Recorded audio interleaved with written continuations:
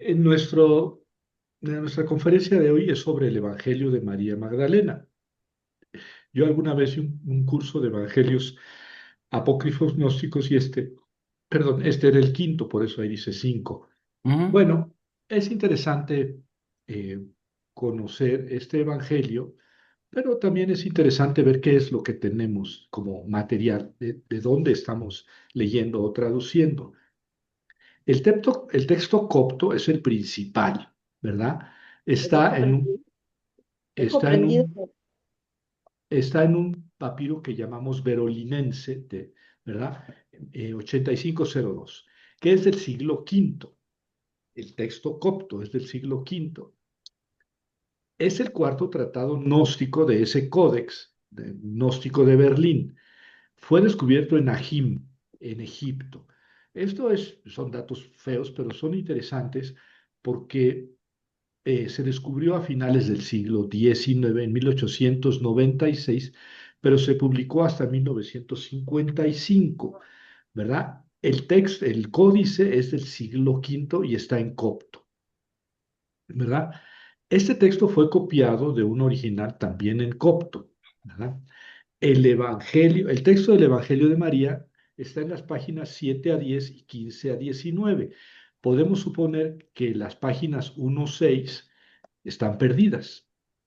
Y las páginas 15 a 19, pues son la segunda parte del Evangelio. Por tanto, nos faltan dos partes, de la página 1 a la 6 y de la 11 a la 14. No sabemos, esos textos no los hemos podido recuperar, ¿verdad? Eh, este evangelio no forma parte de la biblioteca encontrada en Nag Hammadi. Este fue encontrado en Ajim, Egipto.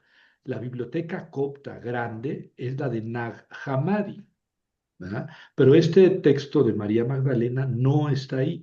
Yo me encontré con varios libros que hablan de la biblioteca copta de Nag Hammadi e incluyen el Evangelio de María Magdalena, pero lo dicen claramente.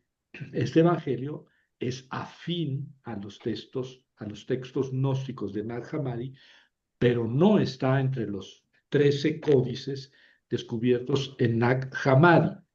Ahora bien, no solamente tenemos este texto copto, que es del siglo quinto, tenemos también eh, un papiro que es el griego 463 en griego, esto ya no es en copto. Es de la colección John Rylands de Manchester. Tiene el epílogo, tiene una parte pequeña al final, es una sola página, publicado en 1938. Contiene esto: 15, 5 a 21 y 18, 5 a 19. Es decir, la última parte del Evangelio de María Magdalena o de María. Eh, Como las páginas del códice están numeradas con los números 1, 21, 22, es posible que el texto de este papiro en griego fuera más largo que el texto copto, que ocupa 19 páginas. Es posible. Este hecho, junto con algunos otros, deja la impresión de que el texto del Evangelio no estaba bien fijo cuando fue copiado. A ver, el texto griego es del siglo III, 250, mientras que el texto copto es del siglo quinto. Ujú, Esto quiere decir que el texto se escribió originalmente en griego, ujú. en el siglo III, pero la copia que tenemos completa o más completa, que ya ven que es esto, es del siglo quinto. Bueno, ahora bien, si el texto griego es del siglo III, el original pudo haberse remontado al siglo II. ¿Por qué es importante esto? Porque en el siglo II, pues estamos a 100 años de la muerte de Jesús. Entonces, sería un texto muy antiguo. Bueno, este es el códice, esa es una fotografía de ese códice. Es todo lo que dice ese códice. Es solo una página, ¿verdad? Eh, Se puede leer en griego, pero como ven, pues está en muy malas condiciones, ¿verdad? Porque es un papiro, ¿eh? Que es Es una hojita hecha de caña, de papiro, que es bastante deleznable. Y el estado de conservación, pues ya se imaginan cómo está. Este es el códice 400, perdón, sí, 463. Es del siglo tercero. Pero es muy parcial, ¿verdad? Tenemos nada más unas cuantas líneas de las páginas 17 y 18, que es la parte final del Evangelio. Y luego tenemos otro códice. Ah, perdón, me equivoqué. Sí, son dos Mm, páginas. Esta es la página 17 correspondiente a las líneas 5 a 21 y esta es la página 18. ¿Eh? Las dos fotografías se encuentran en la internet. Es griego, ¿verdad? Lo que está ahí escrito. Se supone que el texto fue escrito originalmente en griego, pero ya en Egipto fue traducido al copto, que era la lengua hablada en Egipto. El otro papiro que hemos descubierto es el que llamamos Oxirhynchus. Hay muchos Oxirhynchus. Es una región en Egipto. Este es el 3525. Es más breve, ¿verdad? Tiene del 9.1 al 10.14 y también fue escrito en el siglo III. Entonces ya tenemos dos papiros, tres hojas de papiro, dos correspondientes eh, a las páginas 17 y 18 y uno correspondiente a la página 18, a la página 9, entre la 9 y la 10. Y es este, ¿verdad? También pues lo tenemos que, como ven, es una escritura muy diferente, ¿verdad? Es muy diferente. Pero bueno, es lo que se ha podido armar. Entonces, en resumen, tenemos dos textos griegos escritos en el siglo III, tenemos cachitos nada más, y tenemos un texto en copto escrito en el siglo V.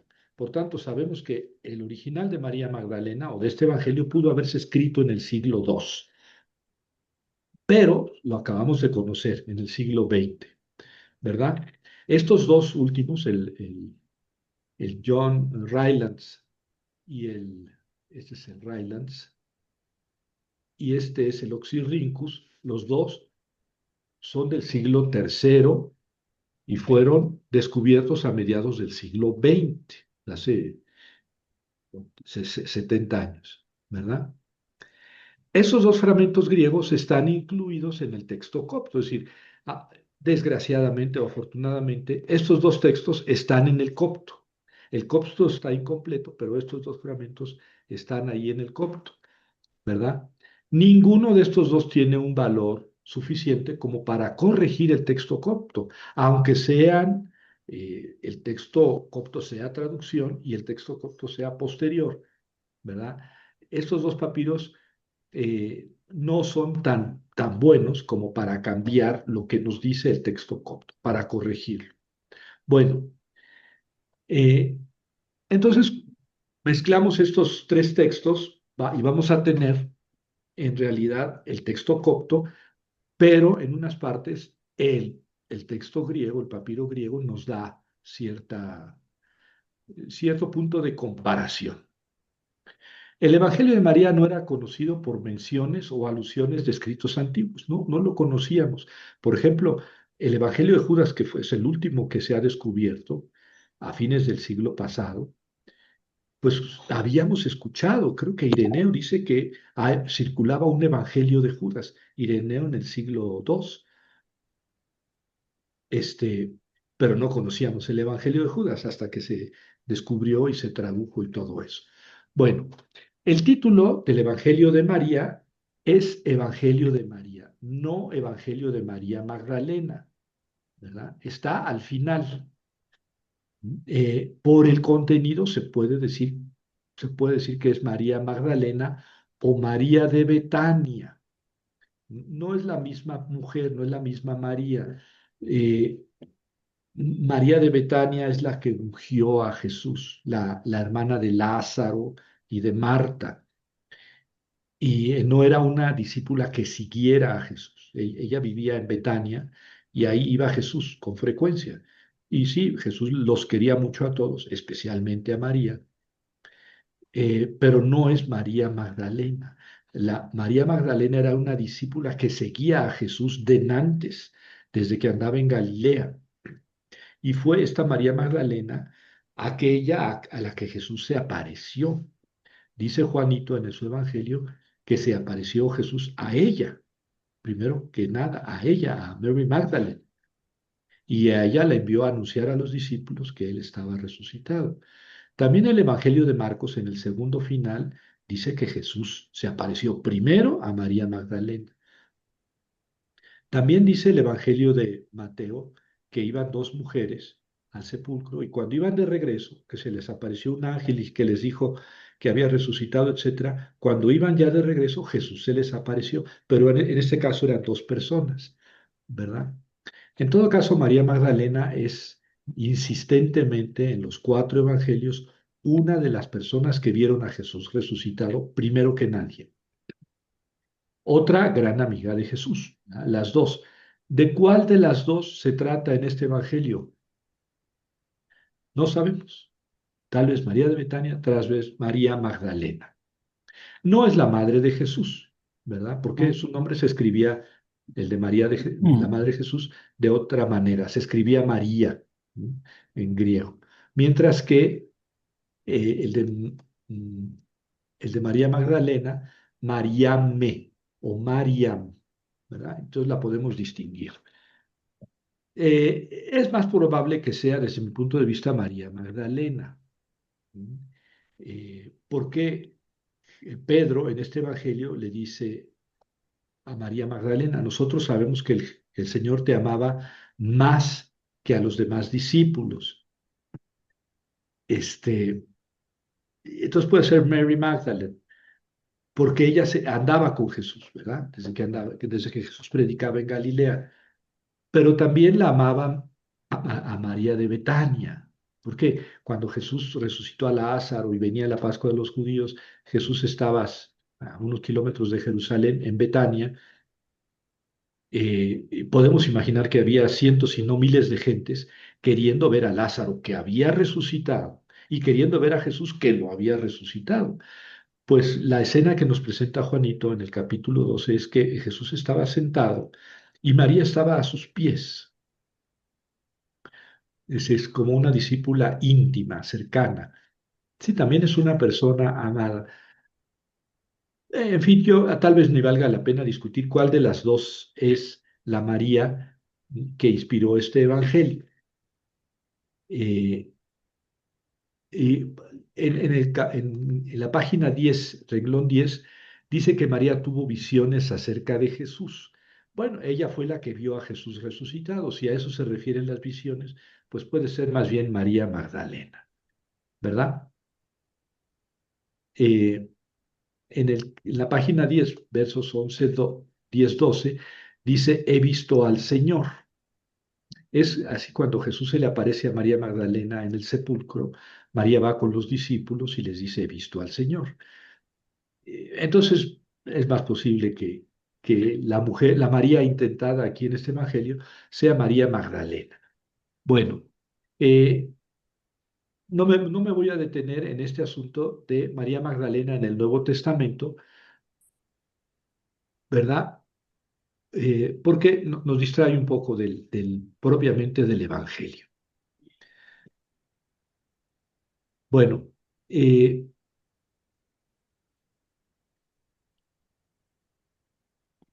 la fecha en que se pudo haber escrito bueno, ya les dije que los dos textos papiráceos que tenemos del griego son del siglo tercero.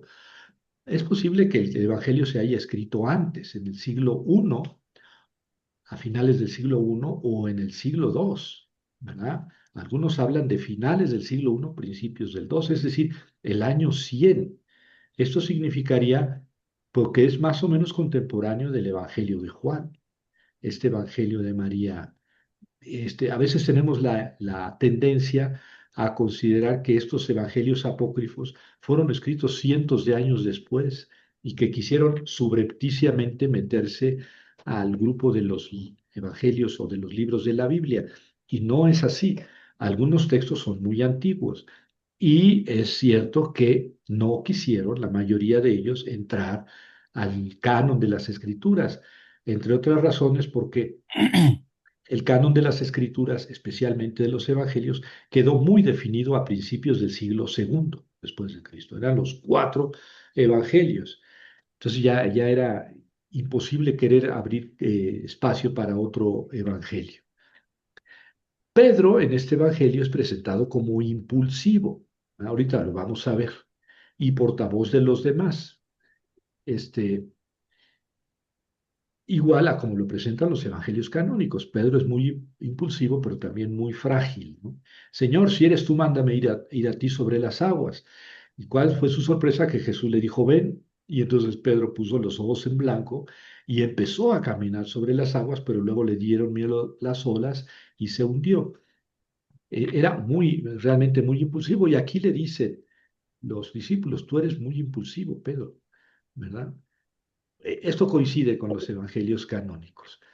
Eh, no hay una división en este tiempo, cuando se escribe el Evangelio, entre la iglesia ortodoxa y heterodoxa. No estoy hablando de los ortodoxos rusos o grecos, esa división vino en el siglo XI después de Cristo. No, lo que pasa es que empezaron a circular versiones sobre quién era Jesús y qué había hecho y qué había dicho desde el siglo primero después de Cristo, aparte de los evangelios, ¿verdad?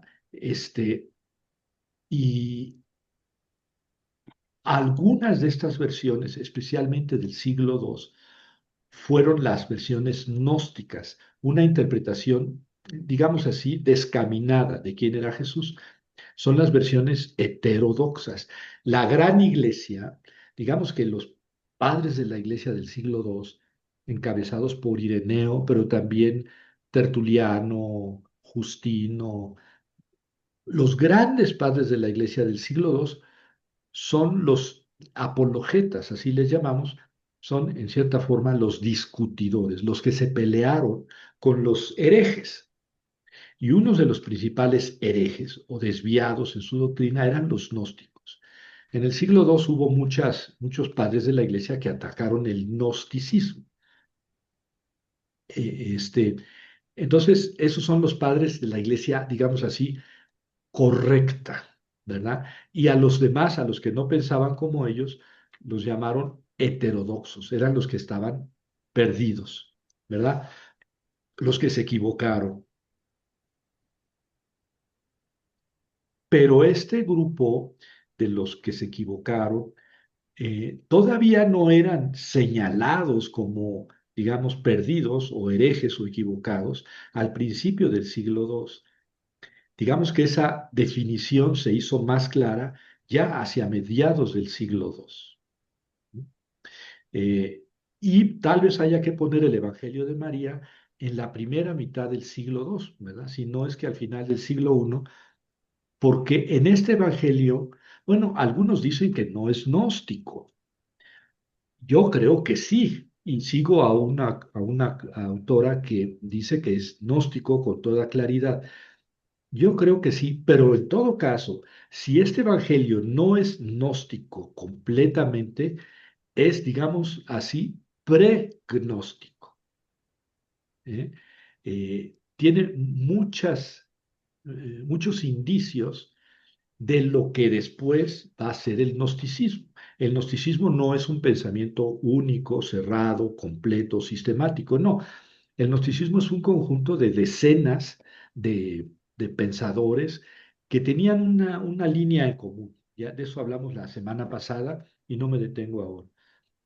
Eh, eh, pero antes de los sistemas, antes los sistemas, no, antes de la corriente gnóstica, hubo elementos en el judaísmo, en el platonismo, en el pitagorismo, en el Nuevo Testamento, que dieron pie o que fueron utilizados por los gnósticos. Bueno, tampoco me detengo mucho en ello, ¿verdad? El texto tiene claramente dos partes, ¿verdad? La primera parte es una sección más bien narrativa en la que se relatan los diálogos de Jesús con sus discípulos.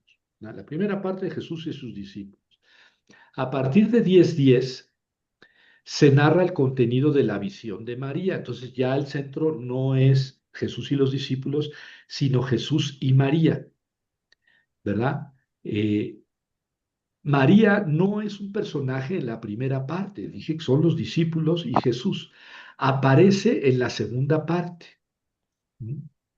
Es difícil juzgar hasta qué punto estas dos partes estaban integradas, porque son diferentes, ¿verdad? Primero Jesús y sus discípulos y después Jesús y María Magdalena, Jesús y María.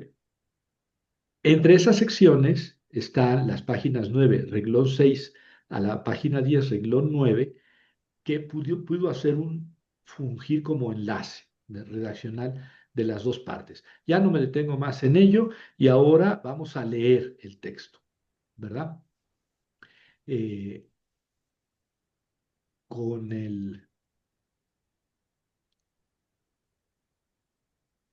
con los comentarios que yo le puse. Aquí está el texto griego del fragmento 463 de la colección John Rylands. Este es traducido del griego y no me voy a detener en ello.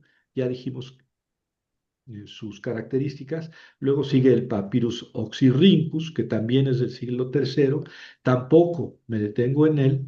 Aquí está la traducción de la fotografía que les enseñé en la parte anterior. Y ahora sí nos vamos a detener en el fragmento copto, ¿verdad? Fragmento porque faltan unas páginas. Por ejemplo, las páginas 1-6 faltan. Entonces empezamos en la página 7. Dice, eh, entonces, ¿será destruida o no la materia? Fíjense qué pregunta. Se entiende que le están preguntando a Jesús. ¿Será destruida o no la materia? Parece que se refiere a la resurrección, ¿verdad? Cuando resucitemos, ¿la materia va a ser destruida o no? Aquí se referiría al cuerpo, ¿no? Es decir, ¿se va a ir el alma solamente? ¿Se va a salvar solamente el alma o también el cuerpo? Así podría entenderse la pregunta. Es una pregunta muy lógica en un ambiente de cultura griega, porque el cristianismo hablaba de que el cuerpo va a resucitar. Entonces el cuerpo no va a ser destruido, ¿verdad? Eh, pero en la cultura griega, pues eso era impensable. ¿Cómo el cuerpo se va a ir al cielo con Dios? Se va el alma. El Salvador dijo, mire, que aquí le hablan, le dicen Salvador. Es una respuesta que no se entiende. Bueno, si ustedes la entienden, me la explican. Ujú, Todas las naturalezas, todas las producciones y todas las criaturas se hallan implicadas entre sí y se disolverán otra vez en su propia raíz, pues la naturaleza de la materia se disuelve en lo que pertenece únicamente a su naturaleza. Dentro de la complicación del texto, creo que queda clara la respuesta. Sí, la materia se va a destruir, se disolverán otra vez en su propia raíz. ¿Cuál es su propia raíz? Entiendo que completamente en lo que son, en materia. La naturaleza de la materia, porque aquí le preguntan por la materia y él responde ujú. que las naturalezas, y luego dice la naturaleza de la materia, por eso no está clara la respuesta. Se disuelve. Parece que la respuesta es sí. Esto ya no es cristiano, ¿ven? O ya no es cristiano del Nuevo Testamento. En el Nuevo Testamento, el cuerpo resucita y se va al cielo. El ser humano es cuerpo y alma integrados. En cambio, aquí parece que no. Esto es gnóstico. Sí, esto es gnóstico, pero no solamente es gnóstico, esto también es pitagórico y platónico. Ya saben que ellos hablaban de cuerpo y alma, el cuerpo se muere y el alma se va con los dioses. Esto no tiene por qué ser necesariamente gnóstico. Esa es la discusión que se da. Podría ser simplemente platónico. Sí, puede ser simplemente platónico, pero entonces ya no es cristiano. Por lo menos ya no es el cristianismo del Nuevo Testamento. Quien tenga oídos para escuchar, que escuche, es una frase que aparece en los evangelios canónicos. Aquí viene mi explicación. Y sigue el texto.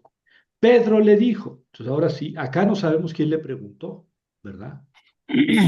entonces será destruida o no la materia. ¿Quién le preguntó? No sabemos. Aquí es Pedro el que le dice, puesto que nos lo has explicado todo, explícanos también esto. ¿Cuál es el pecado del mundo? Otra pregunta interesante. ¿Cuál es el pecado del mundo? Y el Salvador Jesús dijo, no hay pecado. Sin embargo, ustedes cometen pecado cuando practican las obras de la naturaleza del adulterio denominada pecado. Es una verdad, es una afirmación, una respuesta cíclica, ¿no? No hay pecado, pero ustedes cometen pecado cuando cometen pecado, ¿no? Cuando practican las obras de la naturaleza del adulterio denominada pecado. Pero dice algo más. Cuando practican las obras de la naturaleza del adulterio. ¿Cuáles son las obras de la naturaleza del adulterio? ¿Mm? Llamada pecado. Podría ser las las obras del cuerpo.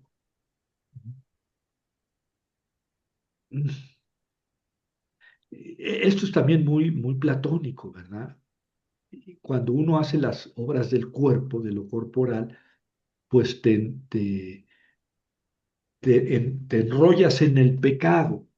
Lo importante es que el alma domine al cuerpo. Esto no tiene por qué ser tampoco gnóstico.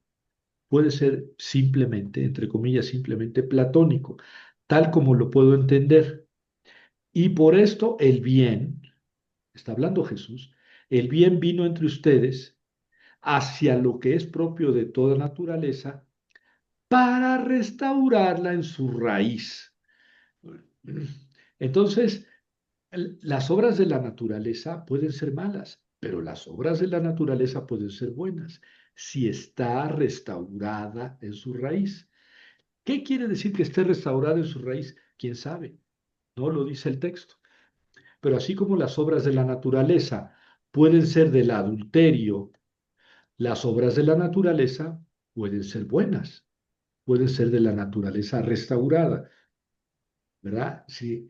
Eh, Jesús restaura también la capacidad de la materia, del cuerpo, de la naturaleza. Bueno, sigamos. Prosiguió todavía y dijo, está hablando Jesús, por esto se enferman y mueren, puesto que practican lo que los extravía.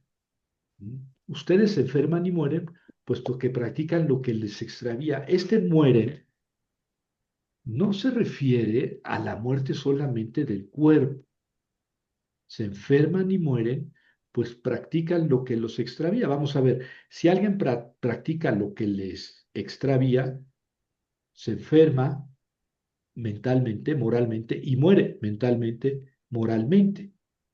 Pero entonces la muerte queda en sí mismo, queda en este mundo, digamos. Es lo que estoy entendiendo. Quien pueda comprender, comprenda. La materia engendró una pasión carente de semejanza. A ver, la materia engendró una pasión carente de semejanza. Entonces, la materia engendra algo, pues posiblemente un cuerpo engendra otro cuerpo. Carente de semejanza con qué? ¿Verdad? Si la materia no tiene semejanza, ¿con qué no tiene semejanza? Vamos a seguir leyendo.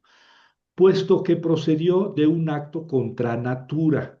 Aquí yo veo gnosticismo con claridad. ¿Quién procedió contra procedió de un acto contra natura? ¿Quién procedió de un acto contra natura? La materia, ¿no? O la pasión. La materia engendra a algo que no tiene semejanza porque es un acto contra natura. Esto encaja con el gnosticismo. Hay otras maneras de interpretarlo, pero vamos a pensarlo así. La materia y al Dabaot, ¿verdad? El Dios degradado, creó a los seres humanos. lo hizo contra natura, es decir, lo hizo contra el derecho. Él no debió haber creado a la humanidad. Lo que platicamos la semana pasada del apócrifo de Juan y del Evangelio de Judas. Y esto lo hace que el ser humano sea una pasión carente de la semejanza. Es decir, carente de la semejanza de qué. Pues si lo hizo un Dios material, ese ser humano no tiene semejanza del Dios supremo. ¿Ven que se puede interpretar así? Entonces se produce un trastorno en todo el cuerpo. Por eso les dije, está en armonía con la naturaleza. Si no están en armonía, sí que están en armonía ante las diversas semejanzas de la naturaleza, pero de la naturaleza, no de las semejanzas de Dios.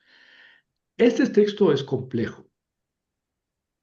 Si ustedes pueden leer las interpretaciones, algunos dicen, aquí hay un gnosticismo claro. Otros dicen, no, pues no, fíjate que no se ve un gnosticismo claro. Podría estar solamente hablando de, de que el alma o el ser humano se puede alejar de Dios o bien puede acercarse a Dios. Bueno, ahí están varias explicaciones. Para mí, que ahí ya se percibe el gnosticismo del Evangelio, pero hay otros textos que también lo acusan. Después de decir todo esto, el bienaventurado se despidió de todos ellos diciendo, ahora se despide de sus discípulos, la paz sea con ustedes, que mi paz surja entre ustedes. Vigilen para que nadie los extravíe diciendo, vivan en paz. Yo ya me voy. Que nadie los extravíe diciendo, helo aquí, helo aquí. O sea, más o menos eso les dijo Jesús a sus discípulos en algunos de los evangelios canónicos. No se confunda porque dirán, aquí está, cuando venga la segunda venida.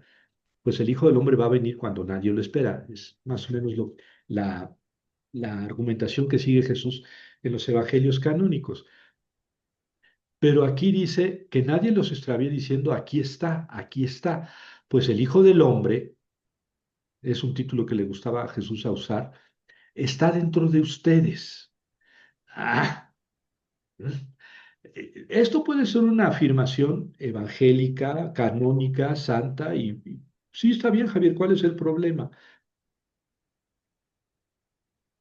Que también puede ser una afirmación gnóstica. Es decir, la chispa de Dios, esa semejanza de Dios, está dentro de ustedes. Esto es lo típicamente gnóstico, ¿ven? El Dios malo, el Dios material y al Dabaot, hizo al ser humano y toda la naturaleza contra natura. Pero el ser humano en lo más profundo de sí tiene una chispa de Dios. Y ese es aquí el Hijo del Hombre, que está dentro de ustedes, no está fuera. El Hijo del Hombre no lo encuentras, a ver si me entienden con estas palabras, no está en la confesión, ni en la comunión, ni en el agua bendita. El Hijo del Hombre está dentro de ustedes. Este es el gnosticismo. No tienes por qué andar buscando sacramentos ni cosas. Lo único que necesitas para salvarte es descubrir al Hijo de Dios, a la chispa divina que hay en ti y que no es diferente de ti. Es decir, no es Jesús o alguien ajeno a ti, sino que tú en lo más íntimo de ti tienes la chispa divina. Está ahí el Hijo del Hombre, síganlo. Los que lo busquen lo hallarán. Vayan y proclamen el Evangelio del Reino. Como ven, el texto es críptico, quiere decir difícil. A propósito, es escondido, difícil de entender. ¿Sí? Así es la literatura gnóstica. Aun cuando están hablando a los discípulos gnósticos, es difícil entenderlo si no estás metido en su ambiente de fe. No impongan más preceptos que los que yo he establecido para ustedes y no den ninguna ley como legisladores para que no sean atenazados por ella. Sí, este mandato también está en Jesús, en los evangelios. No se anden inventando leyes y normas, ¿verdad? Dicho esto, partió, Jesús se fue. Ellos, sin embargo, estaban entristecidos y lloraban amargamente. O sea, que se fue Jesús, ellos lloran. Y dicen, ¿cómo iremos hacia los gentiles y predicaremos el reino del Hijo del Hombre? Si no han tenido con él ninguna consideración, ¿cómo la tendrán con nosotros? Les da miedo la predicación. Si a Jesús lo mataron, ¿qué va a pasar con nosotros? Esta es una afirmación antignóstica.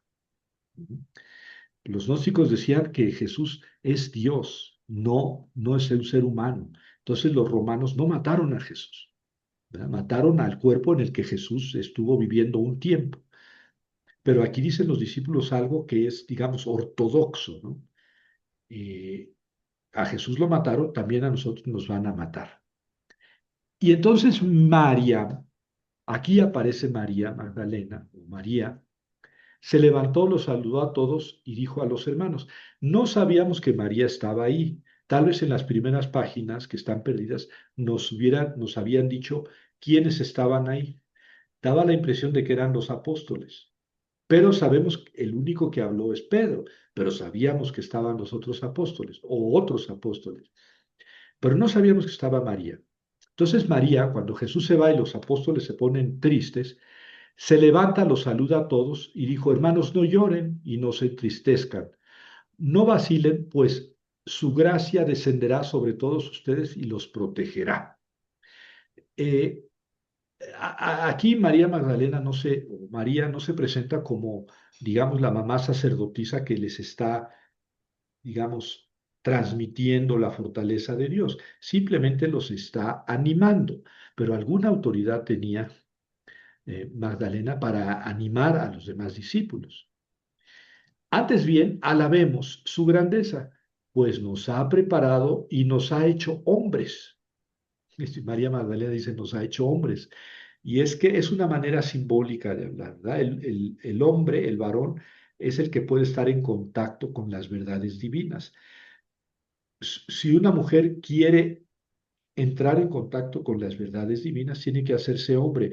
O al revés, si una mujer entra en contacto con las visiones divinas, se hace hombre por ese mismo hecho. No, sí es misógino, es machista, pero eh,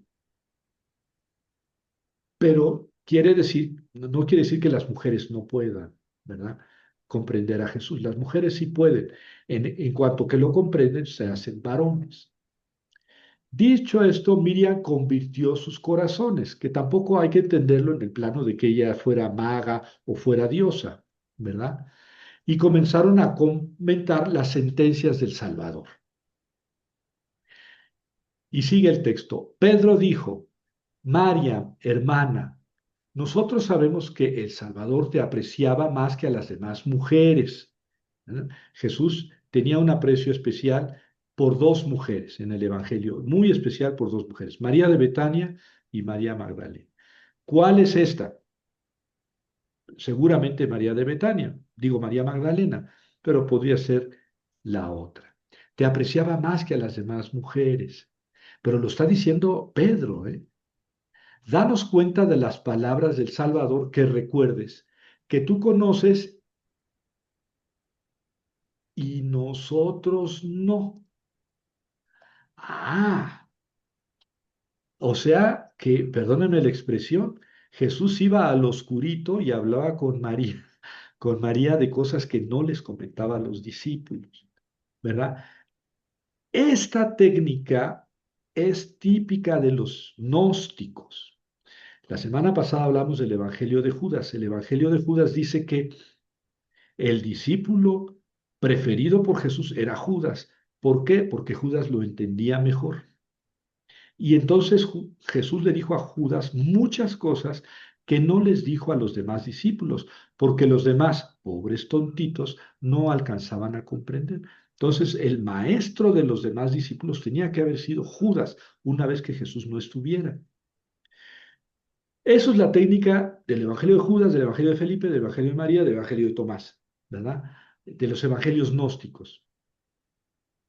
Y de algo de eso tienen los evangelios sinópticos también. Jesús llamaba aparte a Pedro, Santiago y Juan, o a veces nada más a Pedro, eh, Santiago,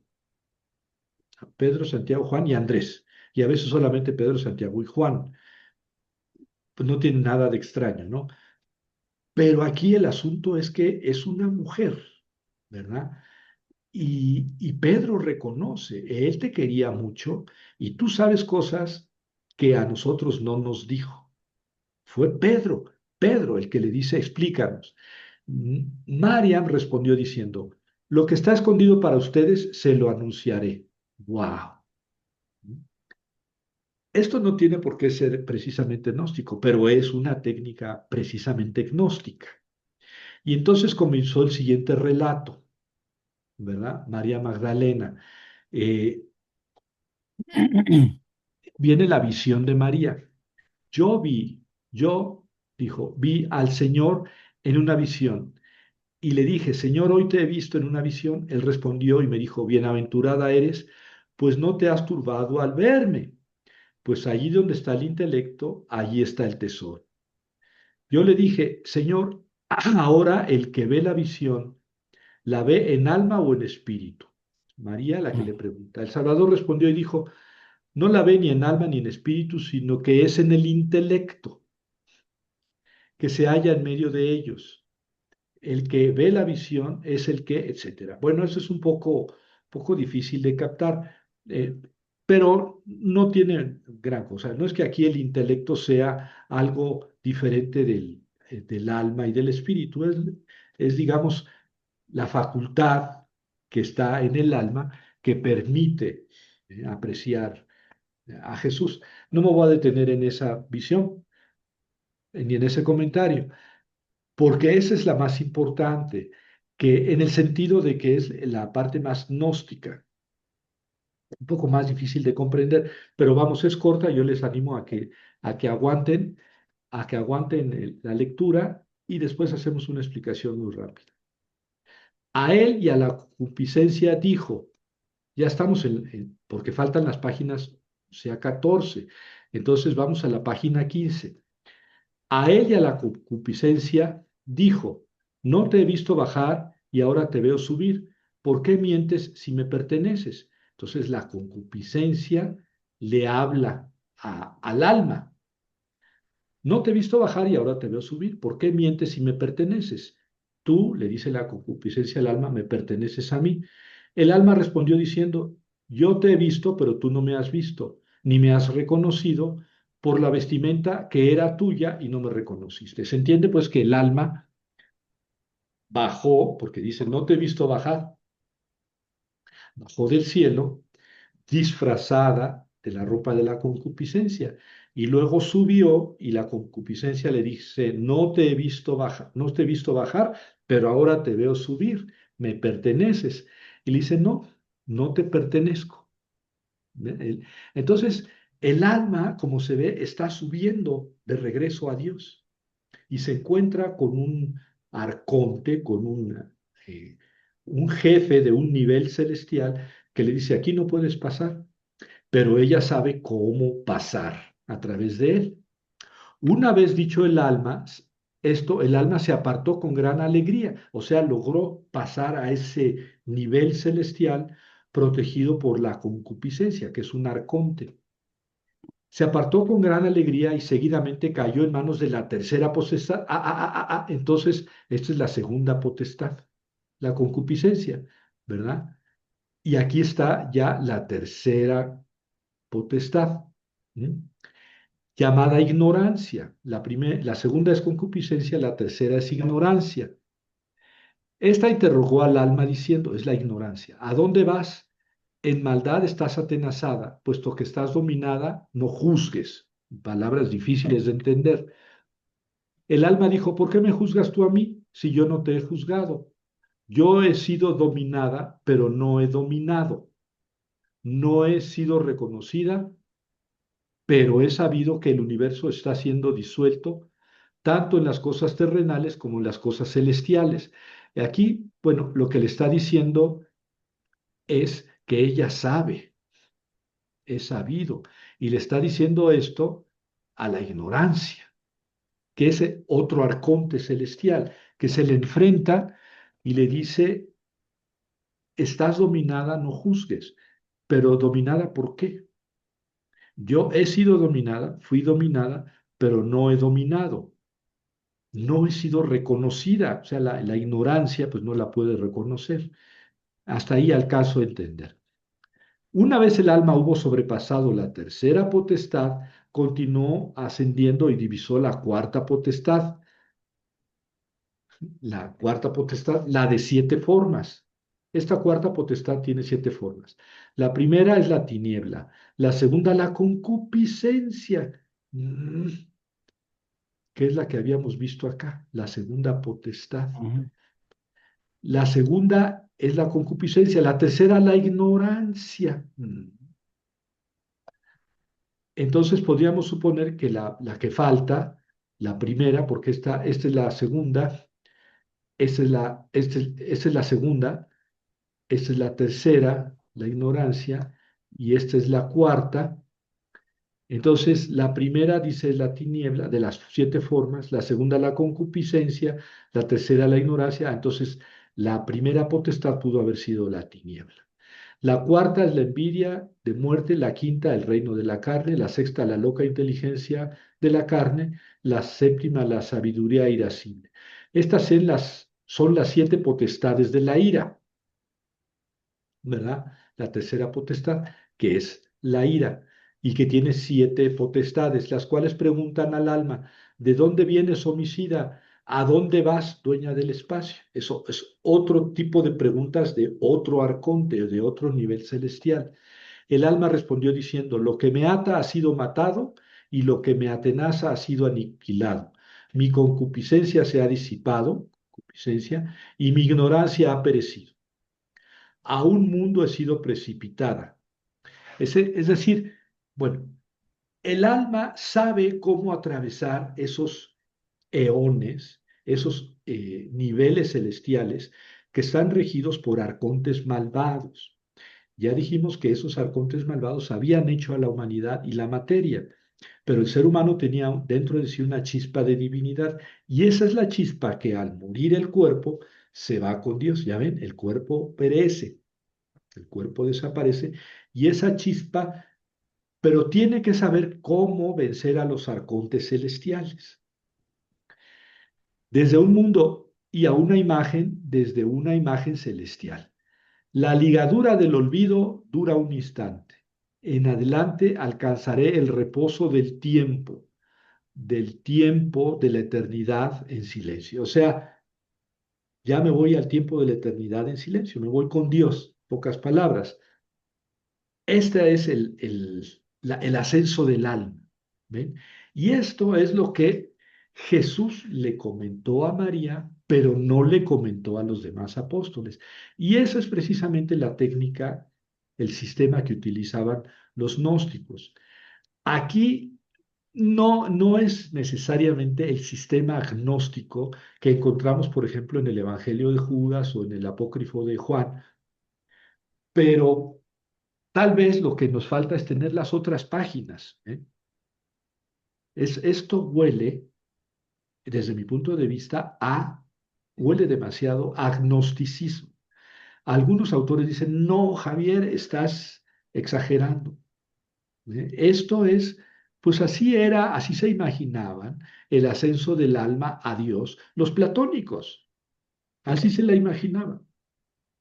Platón da todo un recorrido del alma, cómo le hace cuando se separa del cuerpo y se va al cielo. Sí, sí, así lo tiene Platón. Aquí es un lenguaje un poco más, si quieren, un poco más mítico, pero no tenemos todavía un sistema agnóstico con toda claridad. Ahora, esto no es el cristianismo. Ya dije por qué en el cristianismo resucitan el cuerpo y el alma se van juntos con Dios. Estoy repitiendo para explicar esto que acabamos de leer. Y luego termina el Evangelio en el epílogo. Después de decir esto, María permaneció en silencio, dado que el Salvador había hablado con ella hasta aquí. Entonces, se entiende que es todo lo que el Salvador le dijo. Claro, que como no tenemos unas páginas, pues... Entonces Andrés, el primero que le dijo, oye hermana, platícanos de lo que Jesús fue Pedro. Ahora habla Andrés, el hermano de Pedro, y le dice a los hermanos, digan lo que les parece acerca de lo que ha dicho. Yo por mi parte no creo que el Salvador haya dicho estas cosas. Estas doctrinas son bien extrañas, típico del gnosticismo. Pero noten, Pedro le dice, oye hermana, Jesús te amaba y te dijo cosas, platícanoslas. Se las platica y Andrés dice, no, no es posible.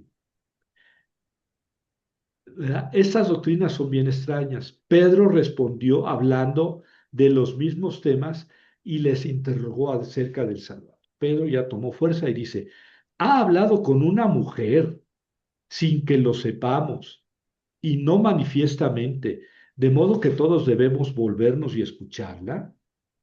¿Es que la ha preferido a nosotros? Bueno, Periquito, pero tú dijiste eso. Tú le dijiste, te amaba más que a nosotros y te dijo cosas que a nosotros no. ¿Por qué ahora, habiendo escuchado esas cosas, te pones a criticar a la pobre María? Entonces Mariam se echó a llorar, ¿verdad? Se echó a llorar. No es la jefa la que tiene el supercontrol, la que dirige la orquesta. No, María es una mujer discípula. A ella Jesús le había dicho esto, ella lo comunica porque le piden que se lo comunique y luego la atacan. Pues ella no llora, es, digamos, un signo de impotencia. Pero dice a Pedro, Pedro, hermano mío, ¿qué piensas? ¿Supones acaso que yo he reflexionado estas cosas por mí misma o que miento respecto al Salvador? Se defiende de esa manera. eh, Mary, Magdalene. Entonces Leví es pues puede ser Mateo, ¿no? Mateo Leví, el recaudador. Él le dijo a Pedro, Pedro, siempre fuiste impulsivo. Ahora te veo ejercitándote contra una mujer como si fuera un adversario. Sin embargo, si el Salvador la hizo digna, ¿quién eres tú para rechazarla? Bien cierto que es bien cierto es que el Salvador la conoce perfectamente, por eso la amó más que a nosotros. Tómala. Mm. Más bien pues avergoncémonos y revistámonos del hombre perfecto. Partamos tal como nos lo ordenó y prediquemos el Evangelio sin establecer otro precepto ni otra ley fuera de lo que dijo el Salvador. Luego que Leví hubo dicho estas palabras, bueno, aquí la que está hablando es María, pero antes pues fue Leví, ¿verdad? Que dijo, Pedro siempre ha sido impulsivo y no, no, no. Sí, no, sigue hablando Leví, disculpe, sigue hablando Leví. Que dice, siempre fuiste impulsivo, Pedro, si Jesús la escogió, ¿tú quién eres para...? ¿No? Y luego que hubo estas palabras, se pusieron en camino para predicar. Bueno, yo me fui a grandes zancadas, pero Mm. leímos el Evangelio de María, lo Ujú. leímos todo. No puedo detenerme en cada parte a explicar. En resumidas cuentas, es un evangelio que no estaba dentro de los márgenes del cristianismo ortodoxo. La resurrección es de cuerpo y alma y es al fin de los días y vamos con Dios. Aquí hay platonismo, resucita, o no, más bien, el cuerpo muere y el alma se va al cielo, pero el alma tiene esa chispa de la divinidad en sí, porque el Hijo del Hombre está dentro. Esto, si no es gnosticismo, son elementos que después van a tomar los gnósticos y los van a profundizar. Esto de los arcontes y de los niveles celestiales son típicos también del gnosticismo. Pero también lo hemos leído en Platón, por ejemplo. Cuando el alma se va al cielo, este, ¿cómo le hace? ¿Qué etapas pasa? Bueno, pues también habla de etapas Platón, y Platón es 400 años antes de Cristo. De modo que es un texto, yo en conclusión podría decir que es gnóstico. A mí me parece gnóstico. Si no es gnóstico, es un texto que toma muchos elementos que después fueron utilizados por los gnósticos, ¿ya? Yo creo que así lo podríamos formular. Por otro lado, es un evangelio único en el sentido de que es una mujer, y en los evangelios Jesús se aparece a Mary Magdalene primero que a nadie. Y a María Magdalena le dice, ve a decir a mis discípulos que estoy resucitado. O sea, por eso Ireneo dice, María Magdalena es la apóstol de los apóstoles. Bueno, sí, pero muy pronto en la comunidad cristiana el papel de la mujer fue ocultado, fue sepultado, fue enterrado. Y ese es uno de esos raros casos en que no se puede ocultar el papel de María Magdalena, incluso como maestra de los demás apóstoles. ¿Ah? Y yo creo que vi la película de María Magdalena, no sé, hace como 4 o 5 años, ya a mi edad no sé si 4, 5 o 10 años.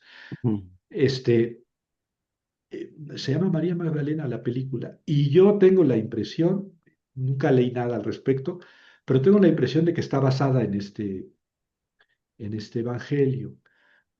Eh, es un buen momento, ya que es tiempo de mujeres, para recuperar el papel de la mujer en la primitiva comunidad cristiana, un papel que fue sistemáticamente ocultado por los autores posteriores, por el mismo Pablo, no se diga Tertuliano, Alejandría y muchísimos santos padres de la iglesia que, que hablaron de la mujer pues como la prostituta, la pecadora, la tentadora, la que distrae, el estorbo para que un varón se acerque a Dios.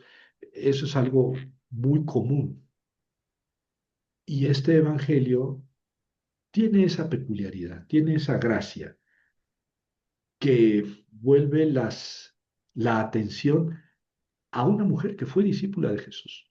Si ustedes ven esa película de María Magdalena es la fuerte entre los discípulos, la Ujú. fuerte, tal como se presenta aquí. Bueno, ¿qué les parece? ¿Algún comentario? Yo acabo de, no sé si tengo sonido. Sí, ¿Sí? Viendo que iba a ser el tema, digo que colecciono porque los leo ocasionalmente, pero tengo un libro de un escritor que es tarotista, cabalista, y el libro se llama María Magdalena. Y ahí lo que dice en el prólogo que leí el día de hoy, eh, dice eso que tú acabas de mencionar, que es el momento de darle su lugar a María Magdalena, porque se le denigró diciéndole prostituta, que no se merecía nada, etcétera, ¿sí? Cuando ella fue muy cercana a Jesús, ¿sí? Y también como tú no los acabas de leer, y a mí me gustó mucho lo que leíste, todo lo que vimos, este, es una persona que tenía mucho poder en ese momento, ¿sí? Pero se le fue quitando, y más cuando ya el cristianismo se llegó a dominar en el mundo y la relegó de una manera muy, le hizo a un lado, ¿no?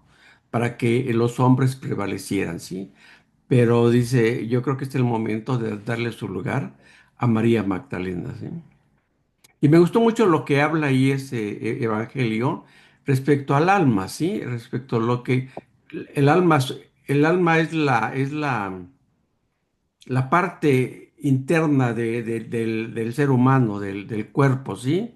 Y yo creo que, y también me gustó la otra parte que decías, de que el poder está, el poder divino o el poder del alma o el poder cristiano está dentro de uno, ¿sí? Y ese es momento también de que nosotros nos demos cuenta que efectivamente, ¿sí?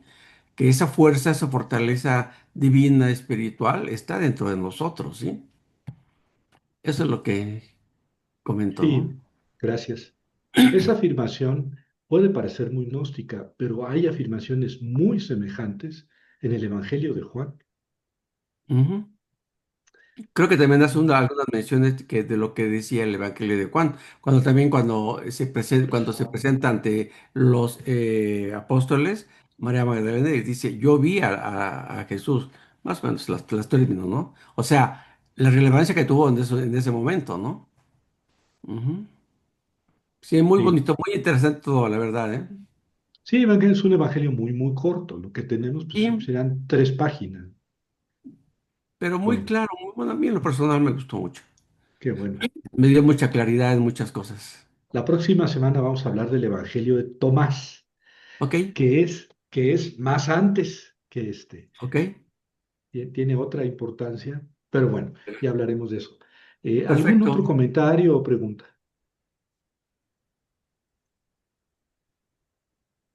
Bueno, no, no Ok. es manda, no es manda.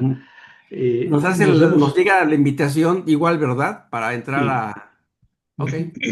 sí. Eh, Nos vemos pues el próximo miércoles. Que descansen, ya Gracias merecieron. por todo, ¿eh? Y, Igualmente, muchas y gracias. Muchas por, Muy, gracias. y por Es tu muy, muy tiempo, y muy por tu tiempo interesante. clase también. tan bonita y Sí, Que tan es sueñen, muy gracias. que sueñen interesante y con pues María no. Magdalena.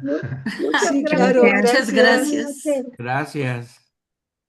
Hasta luego. Hasta luego. Tengan Buenas buena noche. noches. Buenas noches.